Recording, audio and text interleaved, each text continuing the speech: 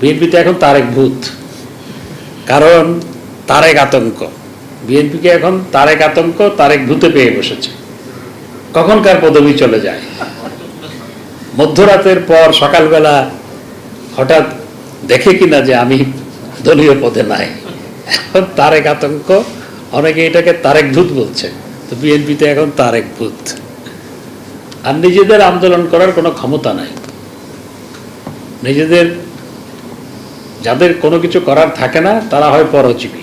BNP এখন একটা পরজীবী রাজনৈতিক দলে রূপান্তরিত হয়েছে। ছাত্রছাত্রীরা কোটার ব্যাপারে আন্দোলন করছে, বিএনপি ওখানে ঢুকেছে। শিক্ষকরা পেনশন নিয়ে আন্দোলন করছে, বিএনপি ওখানে ঢুকেছে। বিএনপিকে এখন তারেক আতঙ্ক, তারেক ভূতে পেয়ে বসেছে। কখনকার পদবি চলে যায়, মধ্যরাতের পর সকালবেলা হঠাৎ দেখে কিনা যে আমি দলীয় পদে নাই, এখন তারেক আতঙ্ক। অনেকে এটাকে তারেক ভূত বলছে। যাদের নেত্রী সাবমেরিন ক্যাবেলের সাথে যুক্ত হলে দেশের সার্বভৌমত্ব নষ্ট হবে বলেছিল, তারা আসলে কানেক্টিভিটির মূল্য বুঝতে পারে না।